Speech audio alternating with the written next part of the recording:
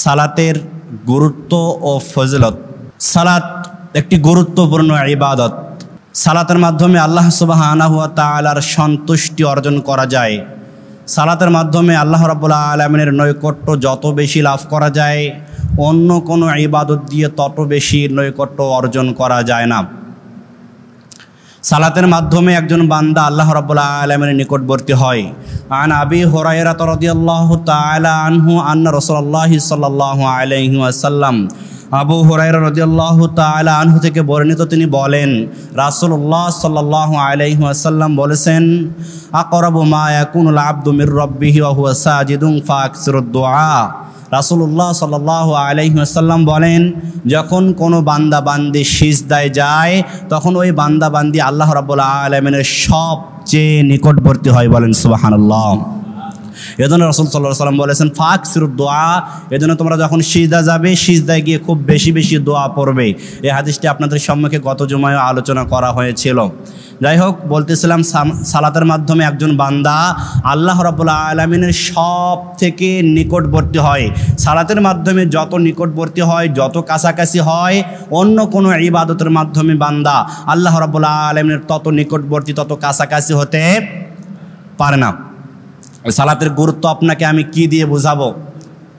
শুধু আপনাকে এতটুকু বলতে পারি যে সালাত হলো এমন একটি ইবাদত, পৃথিবীর জগতে যত ইবাদত রয়েছে, যত কাজ আপনি করে থাকেন, সমস্ত ইবাদতের মূল ফাউন্ডেশন হচ্ছে সালাত। এই সালাত যদি আপনার ঠিক হয়ে যায়, কিয়ামতের দিন আপনাকে আর কোনো প্রশ্ন করা হবে না। সালাত ঠিক হয়ে গেলে আপনার অটো যত আমল আছে সবগুলোই কবুল হয়ে যাবে। হাদিসের মধ্যে এসেছে, আনাস রাদিয়াল্লাহু তাআলা আনহু থেকে বর্ণিত, তিনি বলেন রাসূল আকরাম সাল্লাল্লাহু আলাইহি ওয়াসাল্লাম বলেছেন, আউয়ালু মা ইউহাসাবু বিহিল আবদু ইয়াউমাল কিয়ামাতিস সালাম। কিয়ামতের ময়দানে বান্দা বান্দিকে যখন জিজ্ঞাসাবাদ করা হবে, সর্বপ্রথম বান্দাকে জিজ্ঞাসা করা হবে তার সালাত সম্পর্কে। ফাইন সলহাত সলহা লাহু সাইরু আমালিহি। বান্দার সালাত যদি ঠিক হয়ে যায়, তার সমস্ত আমল ঠিক হয়ে যাবে। বলেন সুবহানাল্লাহ। তাহলে রাসূল সাল্লাল্লাহু আলাইহি ওয়াসাল্লাম বললেন, সালাত এমন একটি ইবাদত, এই সালাত যদি আল্লাহ রাব্বুল আলামিনের নিকট গ্রহণযোগ্য হয়, কবুল হয়ে যায়, অটো যত সালাত, যত ইবাদত রয়েছে আপনার, হজ, যাকাত, সিয়াম, নফল ইবাদত, দান খয়রাত, যত ইবাদত রয়েছে, এগুলো সম্পর্কে আর কোনো জিজ্ঞাসাই করা হবে না যদি আপনার সালাত ঠিক হয়ে যায়। এত গুরুত্বপূর্ণ একটি ইবাদত। ওয়াইং ফাসাদাত ফাসাদা সাইরু আমালিহি। আর যদি আপনার সালাতের মধ্যে বিকৃতি ঘটে, সালাত যদি আপনার নষ্ট হয়ে যায়, যত ইবাদত আপনি করেছেন, যত দান সাদাকা করেছেন, যত নফল সালাত আদায় করেছেন, যত হজ করেছেন, যাকাত দিয়েছেন, এই সমস্ত আমল সব কিছু আপনার সাইরু আমালিহি, সব কিছু কী হয়ে যাবে? বাতিল হয়ে যাবে, বিনষ্ট হয়ে যাবে। একমাত্র সালাত ঠিক হলেই সমস্ত আপনার আমলগুলো ঠিক হয়ে যাবে। এজন্য বলা হয় যে সালাত হচ্ছে সমস্ত ইবাদতের মূল ফাউন্ডেশন। এই ফাউন্ডেশন যদি ঠিক হয়, সমস্ত আমল আপনার অটোমেটিকলি ঠিক হয়ে যাবে। এই সালাতের গুরুত্ব আপনাকে আমি কি দিয়ে বোঝাবো? আরেকটি হাদিস আপনার সম্মুখে আমি উপস্থাপন করছি। আন আবি দারদা রাদিয়াল্লাহু তাআলা আনহু ক্বালা ওসানি খলিলি।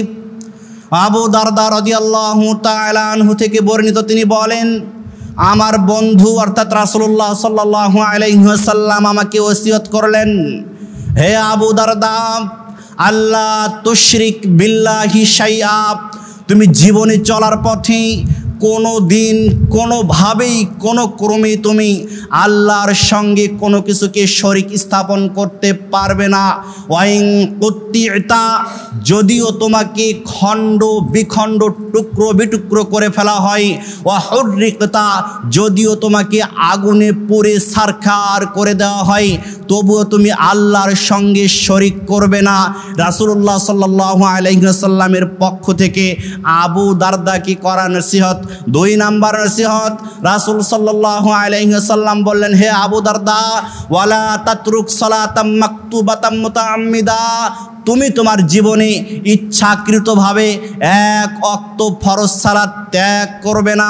ফামান তারকাহা সালাতাম মুতাআম্মিদা, যে ব্যক্তি ইচ্ছাকৃতভাবে এক ওয়াক্ত ফরজ সালাত ত্যাগ করবে, রাসূল সাল্লাল্লাহু আলাইহি ওয়াসাল্লাম বলেছেন ফাকাদ বারিআত মিনহু জিম্মাতুল্লাহ, ওই ব্যক্তির উপর থেকে আল্লাহ রাব্বুল আলামিনের জিম্মাদারিত্ব উঠে যাবে। বলেন নাউজুবিল্লাহ। রাসূল সাল্লাল্লাহু আলাইহি ওয়াসাল্লাম 3 নাম্বার ওসিয়ত করলেন, ওয়ালা তাশরাবিল খামর, হে আবু দারদা জীবন চলার পথে কোনোদিন নিশাদার দ্রব্য, বিড়ি, তামাক, গোল জর্দা এগুলো পান করবে না। ফাইন্নাহা মিফতাহু কুল্লি শার, কেননা পৃথিবীর বুকে যত পাপ রয়েছে সমস্ত অশ্লীলতার মূল মাথা হচ্ছে নিশাদার দ্রব্য। এই 3টি ওসিয়ত রাসূলুল্লাহ সাল্লাল্লাহু আলাইহি ওয়াসাল্লাম আবু দারদা রাদিয়াল্লাহু তাআলা আনহুকে করেছিলেন। তার মধ্যে একটি হলো তুমি ইচ্ছা করে কখনো ফরজ সালাত ত্যাগ করবে না। যদি ফরজ সালাত ত্যাগ করে ইচ্ছাকৃতভাবে, তাহলে তোমার উপর থেকে আল্লাহ রাব্বুল আলামিনের জিম্মাদারিত্ব উঠে যাবে। কত গুরুত্বপূর্ণ একটি ইবাদত। সালাতের গুরুত্ব সম্পর্কে আপনাকে একটি আয়াত পেশ করে শোনাই। আল্লাহ রাব্বুল আলামিন বলছেন, ওয়াকিমিস সালাত ওয়াসতাবির আলাইহা ওয়া'মুর আহলাকা বিস সালাতি ওয়াসতাবির আলাইহা।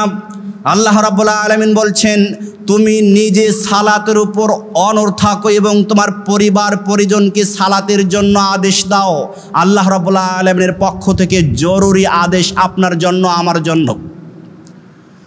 আন সাবরা রাদিয়াল্লাহু তাআলা আনহু ক্বালা ক্বালা নবী সাল্লাল্লাহু আলাইহি ওয়াসাল্লাম, সাবরা রাদিয়াল্লাহু তাআলা আনহু থেকে বর্ণিত, তিনি বলেন রাসূলুল্লাহ সাল্লাল্লাহু আলাইহি ওয়াসাল্লাম বলেছেন, মুরুস সাবিয়া বিস সালাতি ইযা বালাগা 7 সিনিন, শোনো পৃথিবীর মানুষ, তোমাদের সন্তানদের বয়স যখন 7 বছর হয়ে যায়, 7 বছর বয়সে যখন তোমাদের সন্তানরা উপনীত হয়ে যায়, তখন তোমরা তোমাদের সন্তানদেরকে সালাতের জন্য প্রশিক্ষণ দাও, আদর করে করে তাদেরকে সালাতে নিয়ে যাও। ওয়াইদা বালাগা 10 সিনিনা, এরপর সন্তানের বয়স যখন 10 বছর হয়ে যায়, ফাদরিবুহু আলাইহা, এরপরেও যদি তোমার সন্তান সালাত আদায় না করে, ফাদরিবুহু আলাইহা, তাহলে ওই সন্তানকে পিটিয়ে হলেও কেন সালাত আদায় করলে না, সালাত তোমাকে আদায় করতেই হবে, গুরুত্ব দিয়ে পিটিয়ে হলেও আপনার ছেলেকে সালাতের মধ্যে নিয়ে আসতে হবে। এটা আপনার জন্য দায়িত্ব। এই দায়িত্ব সম্পর্কে আপনাকে কিয়ামতের ময়দানে জিজ্ঞাসা করা হবে।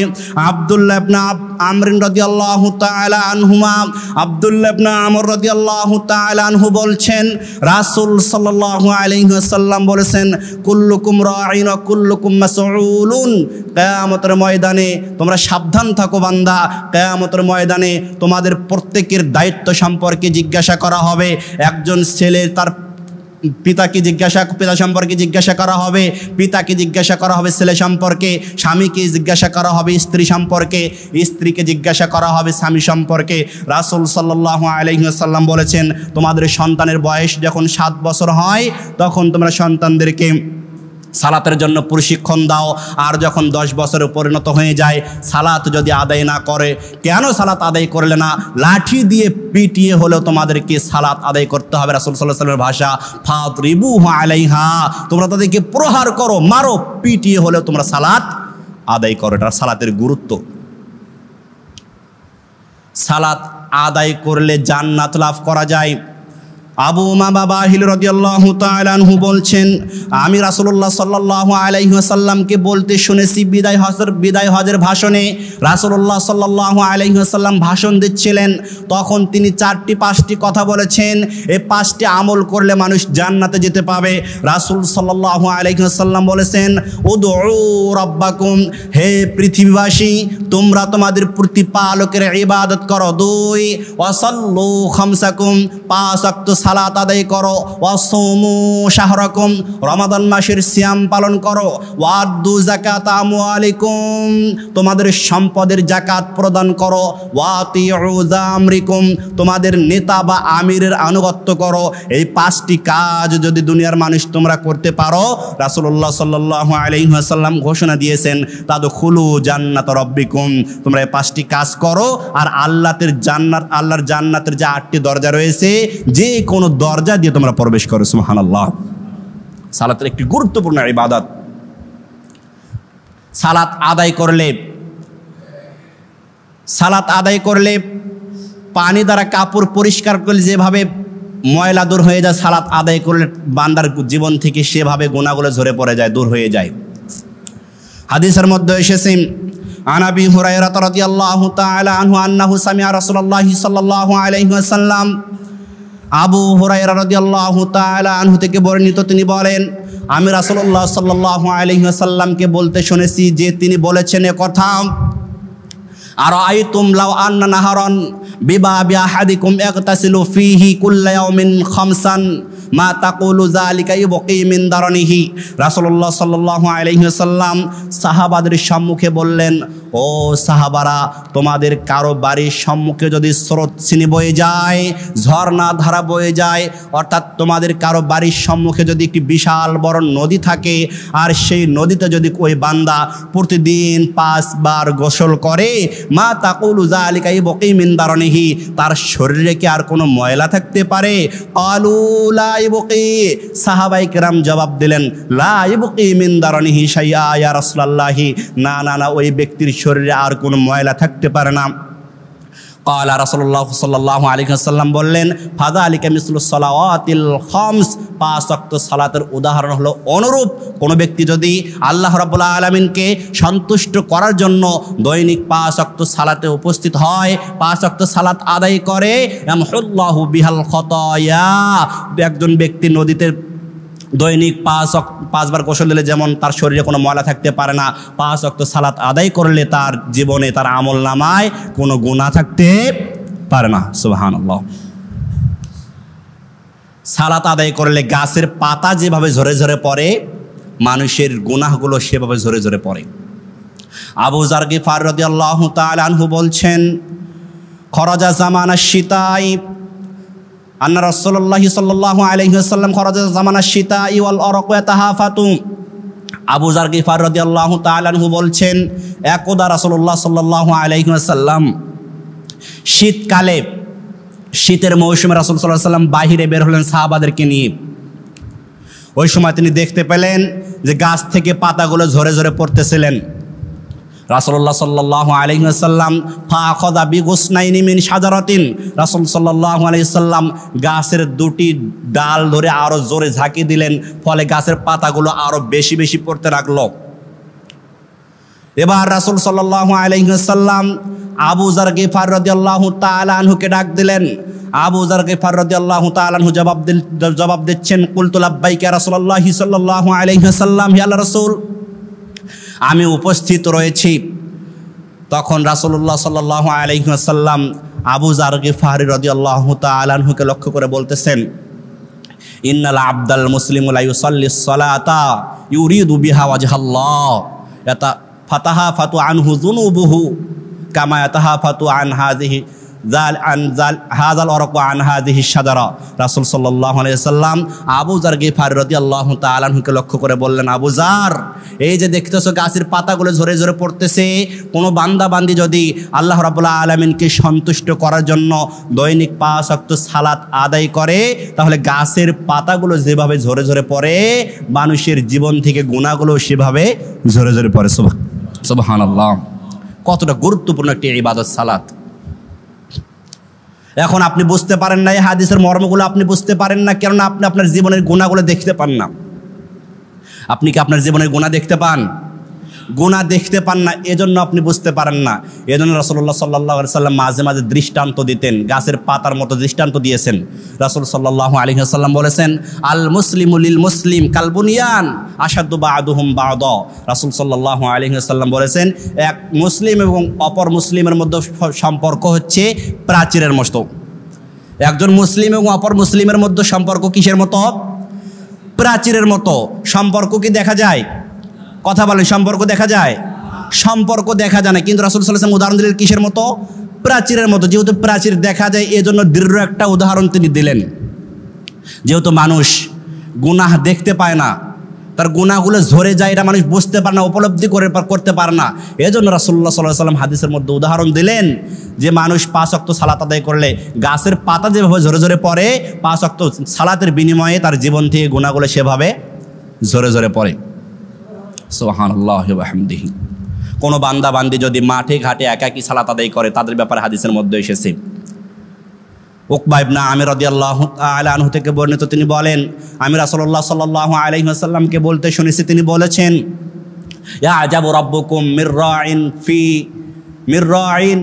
মির রাঈ গনামিন ফি রাসি শাযিয়াতিন বিজাবালিন ইউআযযিনু বিস-সালাতি।